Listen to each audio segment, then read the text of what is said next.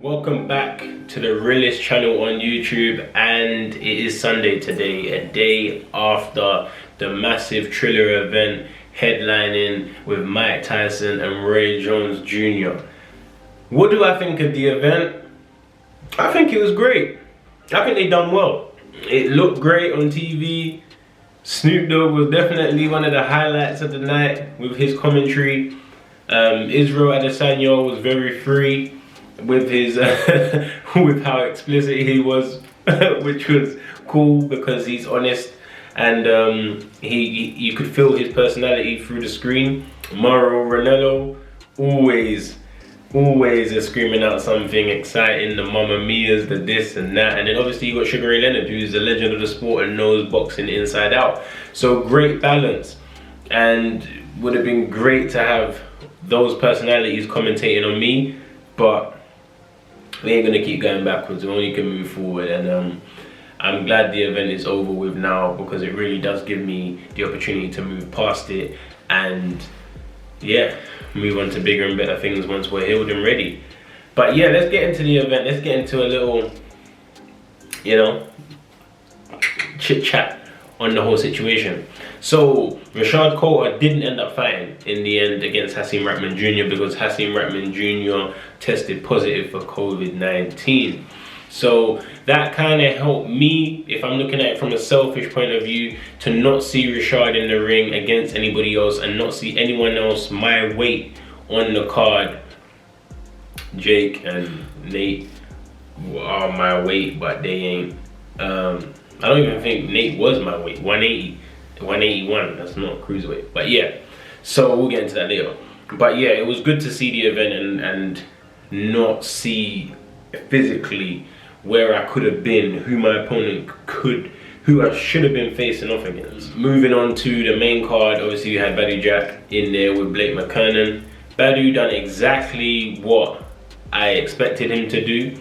I thought he was going to get the KO. I did think Badou was going to get the finish, but he still put a beat down on Blake, and he still won as definitively as you can get, and he can now focus on looking at a rematch with John Pascal in the new year and know that he shook off some rust and he didn't spend this year inactive, and also managed to work on some things that I've personally seen in the gym him and Jonathan Banks have been working on. I did see implemented into the actual fight, so shout out to Badou.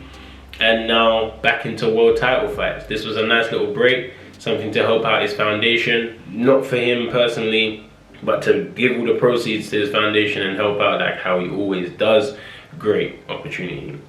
Moving into Jake Paul versus Nate Robinson. Now a lot of people are saying Jake looks good, and when Jake looks good, which I've said when he beat Gibb in January, I admit it, but I don't feel like he looked good yesterday. It's difficult to look good against novice fighters and fighters that are not really fighting to the book, but to be honest, Nate was just running in full speed and they were hugging and clinching much of the time, and Jake threw the overhand counter a few times, which is what dropped Nate, which was cool. But I don't think he looked good. He looked better against Gibb. He looked better against Gibb in my opinion, and it was quite scrappy with a few punches in between that Nate couldn't take and ended the fight. I know there was quite a weight difference between them. So Robinson weighed in 181, Jake weighed in 189. So they are cruiserweights. Nate really would lose 6 pounds and make 175 and fight at light heavy if he was gonna fight. Jake weighs 190, which is a cruiserweight, lower end, 200 pounds being the limit. But yeah, it's got to a point where Jake has looked good in his 2 fights because he's had 2 opponents that have made him look good.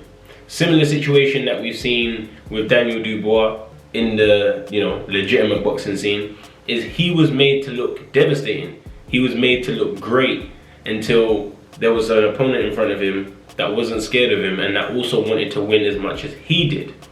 Now, Gibb wanted to win as much as Jake wanted to win, but he didn't perform on the day. right? We can put our hands up and say that. Nate just started boxing. Is too small for the weight category. Also, Gib was too small for the weight category. So you can see what I'm saying. Jake has boxed two people here that are in a disadvantaged position. Gib, we can't have as much sympathy for as much as he's my guy because he called Jake out. So fair enough. Jake weren't knocking down his door. Gib was knocking down his door and he got the fight. Cool. Nate coming out again. Jake coming out again and fighting and accepting these fights. You can't say how good the guy is. Because the one person in his life that actually decided that he wanted to fight Jake was Deji. That's the only person that actually took a fight to Jake was Deji. The other two fights after that, he's looked great because no one's been in front of him. He's not fought anybody that is pushing him or that's going to test him. So I can't say that he looked good against a guy that's been boxing for 4 or 5 months and that the only selling point that they could offer us before the fight was that he's a 3-time dunk champion, which has had nothing to do with anything. It's like Messi deciding to do boxing and then everyone says he's won the Ballon d'Or how many times? What's that got to do with anything? But anyway, we move on. Jake called out who he wanted to call out after the fight. Connor, Dillian Dennis, and whoever else. He's doing his thing, and that's it. Really, I don't even want to get into it too much. Besides, he's doing his thing. I'm personally not impressed. I was more impressed with his performance against Gib than I was with yesterday. Main event season, you have Roy Jones and Mike Tyson. Now, majority of people believe that Mike Tyson won the fight yesterday. It was an exhibition match, meaning there's no official winner, but they had 3 ex-WBC champions scoring the contest. And it came up a draw, which most of us could see coming. But I see a lot of people claiming that Tyson won the fight. Disagree. Roy Jones, obviously, he's my favorite fighter. People don't think, oh, you're biased, but he actually did win the fight. In between all of the clinching, in between all of the hugging, Roy was picking the punches. Tyson did swing a few menacing looking hooks. He did do a few of the slips and side turns and side steps that he would do back in the day, but he didn't land anything significant to me. All I could see was Tyson trying to cut him down by walking him down, and he wanted to land some power punches when he got inside. Roy was actually flicking punches, moving off at an angle, and to me, he brought the boxing to that fight. Tyson wanted to have a toe-to-toe scrap. Roy said, no, I'm going to pick my shots and poke, and for that reason, I'd give him the fight. I'd say that he won the fight.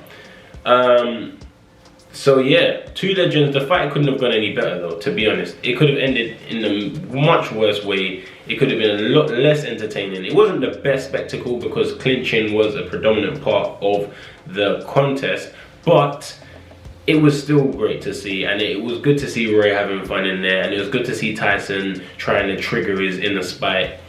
You could see from his mannerisms and behaviors and post-fight interview, and I think it was nice. I think they both enjoyed it. Nobody got hurt. Both guys came out looking the same as when they went in, and that is the real thing that matters. Both truly blessed, both legends of the game, both deserve utmost respect forever for what they have brought to the game. And yeah, shout out to the two guys in the main event. Jake's winning streak continues. Congratulations. Nate, I don't think you should continue to box. Badu, time for another world title fight. And for me, I'm glad that nobody competed when I was supposed to be there. The whole fight ended up falling through. Selfish, but that is the case. Shout out to Rashad. I'm sorry to Rashad that he trained for me and then he had the replacement and then the replacement fell through. But Rashad, let's fight when the time is right and I'm healed, because you deserve to fight after what you've been through. IsItReal.com, grab all your Real Athletics clothing.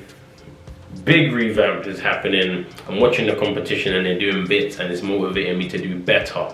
So revamp is coming for the clothing. isitreal.com items are still available there. My protein 42% off. Do not waste your opportunity to get an extra discount when you use Viddal on checkout. Hope you enjoyed the video. Hope it didn't drag too much. I really didn't have that much to say on it, but yeah, I guess the collision course between JJ and Jake continues, with Jake's winning streak continuing, and we'll see what happens. It's the realest. It will forever and always be the realest. And if you don't know what I do at the end of videos, it is that time